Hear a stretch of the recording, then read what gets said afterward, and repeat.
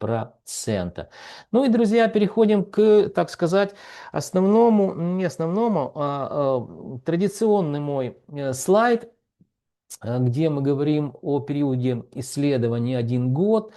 Видим апрель 2025 год, стоимость социальное жилье, самый большой класс рынка недвижимости в качестве примера привожу вам $565 и $588, это уже апрель 2026 год, что показало динамику роста плюс 4,07% за 12 месяцев. Друзья, немного рекламы. Я и компания Olymp Consulting готовим также на протяжении больше 10 лет уже, наверное, для крупных украинских системных национальных банков, так и иностранных банков готовим индексы. И хочу показать вам на примере данного класса жилья, что такое индекс. Ну, во-первых, вот здесь мы видим, да, он положительный, единичка, запятая, 0,41.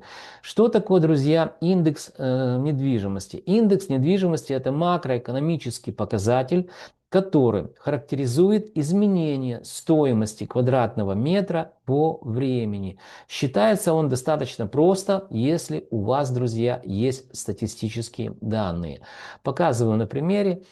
Как он считается? 588 делим на 565, получаем динамику роста в процентном соотношении плюс 4,07% за год, или же положительный индекс единичка, запятая 0,41. Друзья, я знаю, что меня смотрят люди, которые работают в финансовых учреждениях, то есть это управление по рискам и риск-менеджменту. Данные специалисты очень хорошо знают, как меняется стоимость денег во времени. А я один из немногих, друзья, в Украине знаю, как меняется стоимость недвижимости во времени. И на примере вот данного индекса или рынка жилой недвижимости, социальное жилье, показываю вам, как считается данный индекс. То есть вот эта синергия знаний наших поможет и вам в вашем сложном бизнесе. Ну и, конечно же, мне дальше заниматься наукой и развиваться вместе с компанией Olymp Consulting. Также напомню вам, что вы хорошо знаете, как меняется стоимость денег во времени, а я буду вам показывать ежеквартально, как меняется стоимость недвижимости, растет или снижается, под которую ваше финансовое учреждение выдало финансовые какие-то средства. Найти меня несложно, наберите, точнее в описании канала есть мой Viber телефончик, есть старовский, есть кипрский телефон, в зависимости от локации можете созвонимся, спишемся, как удобнее, составим техническое задание, и вы будете получать раз в квартал полную картинку о том, что происходит с недвижимостью, дешевеет или дорожает она, под которую ваше финансовое учреждение выдало финансовые какие-то средства. Итак, это была реклама, друзья. Запомнили, что на 4% за период сравнения 1 год выросла стоимость квадратного метра. Ну, а теперь давайте перейдем к следующему слайду, уже завершающий. Сравним аренду с рынком предложений. Да, вот здесь, помните, я говорю о предложениях. Квартиры выставлены для продажи. Это не проданные квартиры, которые выставлены для продажи. То есть я уже говорил на этом слайде, что на 4% за год подорожала недвижимость. А вот давайте сосредоточимся. Нижняя часть слайда – это у нас аренда. Харьков, средняя аренда по городу. Пройдемся.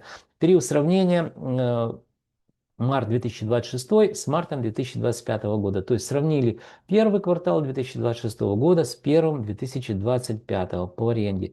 И что, друзья, вы здесь видите? Не падайте со стула.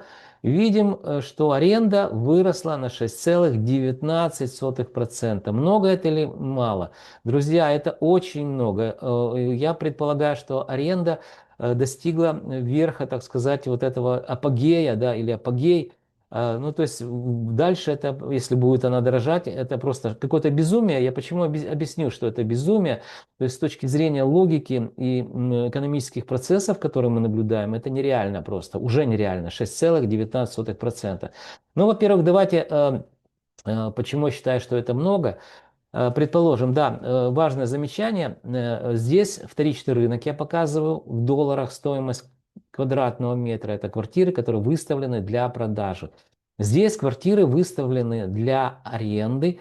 Здесь также я показываю стоимость аренды в долларах. То есть я привел к одному, одной денежной единице, чтобы вам было удобно. Хотя на самом деле аренда, сдают в аренду за гривны, но привязаны в любом случае к долларам, к доллару. Так вот, предположим, друзья, что у вас есть 10 тысяч долларов, да, и вы решили положить эти деньги на депозит в любой коммерческий или государственный банк. То есть вы с ужасом для себя узнаете, ну я на примере просто привожу, что это будет 1%. Пассивный доход такой вы получите 1%, это от 10 тысяч долларов, это за год 100 долларов. То есть это вообще ни о чем, риски огромные, то есть вашими деньгами будут пользоваться год и всего лишь дадут вам 100 долларов. Вот такой пассивный доход предлагают вам банки в Украине. Значит, а здесь, если вы купили квартиру, я не призываю не покупать, не сдавать в аренду. Просто я работаю со статистикой и на примере цифр показываю вам, почему аренда показала просто такой сумасшедший какой-то рост. Это же в долларах. Так вот, за год квартиру, которую вы приобрели, за 10 тысяч вы, конечно же, не купите, но за 25, я так думаю, что в Харькове можно купить однокомнатную квартиру. И вот если ее сдавать, то за год вы получите, в привязке к доллару, да, получите 6,19% такой пассивный доход. Понятно, что это не чистый операционный доход.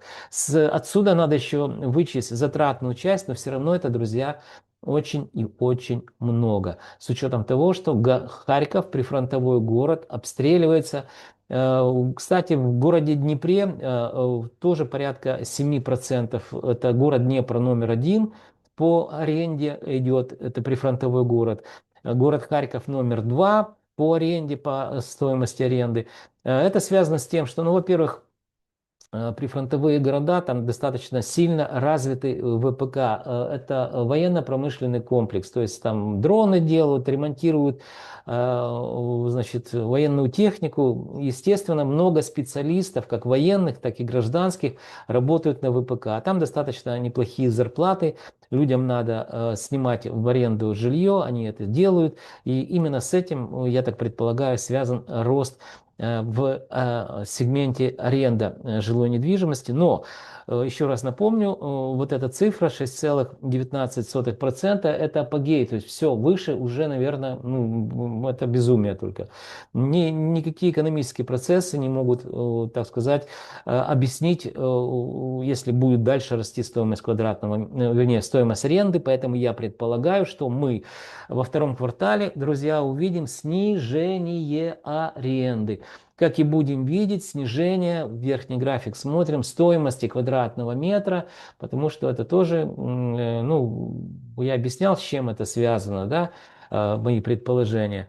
А внутренние факторы, которые влияют на состояние рынка, они печальные, то есть так называемый внутренний региональный продукт Харьковской области, посмотрите, сравните довоенный период с сегодняшним, то есть вы поймете ту бездну, куда падает экономика. Рынок недвижимости, являясь сегментом украинской экономики, он не может работать в противофазе.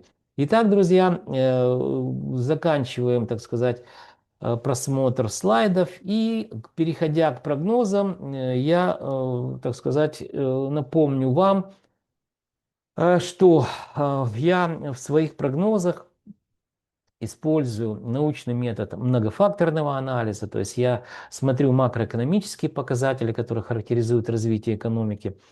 Я, конечно же, смотрю на внешние факторы, да, хотя многие факторы я просто не могу предугадать, потому что это внешние факторы, они неизвестны. Это, напомню, голословное заявление правительства в Украине, так и других геополитиков, да, как Дональд Федорович говорил, что война закончится и рынок недвижимости отреагировал, хотя рынок недвижимости это не спекулятивный рынок, мы говорим сейчас о вторичном рынке недвижимости. Друзья, я все-таки предполагаю, что мы будем видеть по 0,5% снижения стоимости квадратного метра. То есть в апрель это возможно начало тенденций. Тенденции, можно говорить о тенденциях, когда на протяжении полгода будем видеть снижение, вот тогда уже точно совершенно можно говорить, что это тенденции и до конца года будет снижаться стоимость квадратного метра. А пока я только предполагаю, что вот этот первый месяц, апрель месяц, это начало снижения стоимости недвижимости города Харькова. А аренда нам покажет уже во втором квартале, я почти не сомневаюсь, также снижение стоимости аренды, потому что ну, 6% это уже много для аренды за год. Друзья, ну вот очень постарался подробно вам рассказать о том, что происходило с рынком недвижимости, о том, что сейчас происходит, зафиксировал в цифрах, и о том, что будет происходить во втором квартале 2026 года. То есть это краткосрочный прогноз. Пришло время, друзья, прощаться. Для того, чтобы вы знали, что происходит с недвижимостью, вам необходимо подписаться на мой канал, ну как минимум. И вы должны, друзья, помнить, что я ваш скромный слуга и компания Олимп Консалтинг готовим для вас ежемесячные обзоры рынка недвижимости, которые, я надеюсь, станут для вас компасом, ну или как минимум картой в путеводной картой в каменных джунглях рынка недвижимости Украины. Друзья, до встречи в следующих моих видеороликах.